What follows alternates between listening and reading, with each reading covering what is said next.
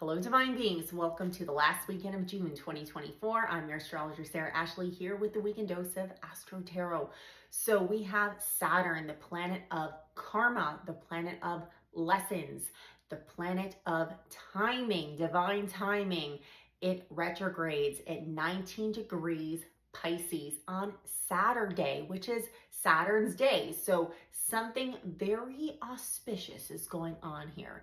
And we need to be hyper aware, especially with Lilith ingressing into Libra, because remember I was just saying 19 degrees is a Libra degree.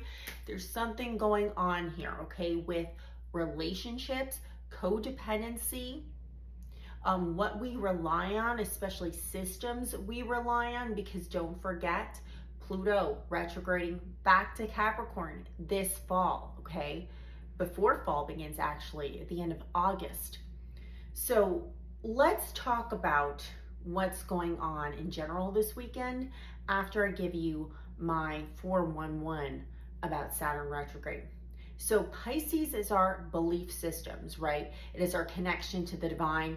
Saturn is telling us we have better be spiritually responsible at this time, especially about what we're preaching. We better practice what we preach. And if we're practicing something that's really not in alignment with the divine, you're also going to get screwed over. So this can feel like a very heavy weekend as Saturn stations retrograde on Saturday, okay?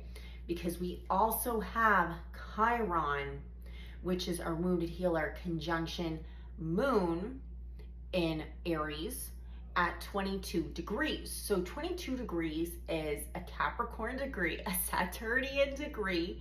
There's something here with the wounds, with the abandonment wounds of the collective. And that's why a lot of times we strive for things that might be illusionary, fantasy world, right? Because Neptune's going to station retrograde at 29 degrees of Pisces on Monday.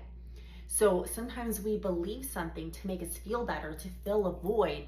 And I think a lot of us are coming into like some kind of realization that maybe we are doing that, okay? That what we believe to be true, to make ourselves feel better, you know, to make us feel safe, was actually a complete illusion. It's like what I keep on channeling is welcome to the Funhouse.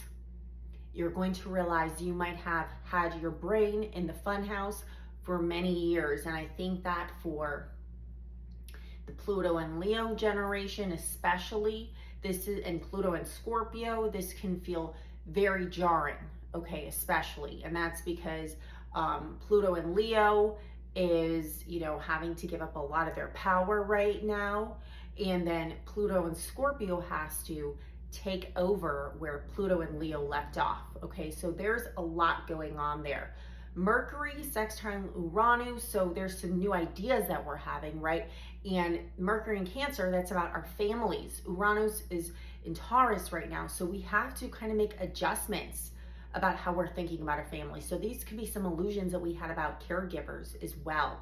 And Moon will also square Mercury on Saturday. So there is, I feel like, a lot of hurt feelings. Like I keep on hearing butt hurt, you know, and I think so many people right now are really sensitive and perhaps don't realize that maybe they're fighting for something that's not their own, and they're personalizing causes that have really nothing to do with them and don't care about them at all.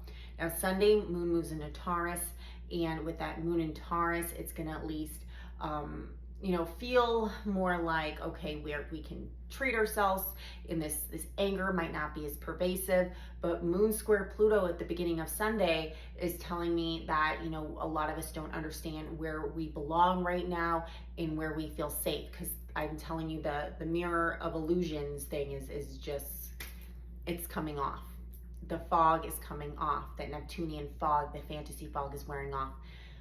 Also, this Lilith in Libra, it's going to conjunct the South Node in Libra in a couple weeks here. So, you know, karmic relationships coming back into the picture, codependency, people tempted to just fill a void. And I feel like a lot of people can just get very obsessed this weekend about things that are no longer viable options for them, because even though deep down inside they realize they were fake, false prophets, false illusions, false stories, false narratives, they still want to commit to it because it fills that void. So be aware of that within yourself.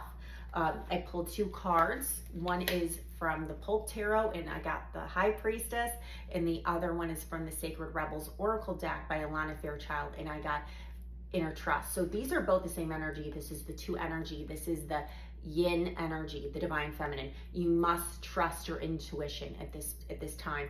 If something doesn't seem right, if something's not adding up, even if everybody else is obsessed with it, if everybody else wants to fill that void within them and they're going for it, if it doesn't feel right, if your gut and your heart and your brain are like, then it's a no. Anyways, guys, you know where to find me if you'd like to book a reading, SarahAshleyAstrology.com.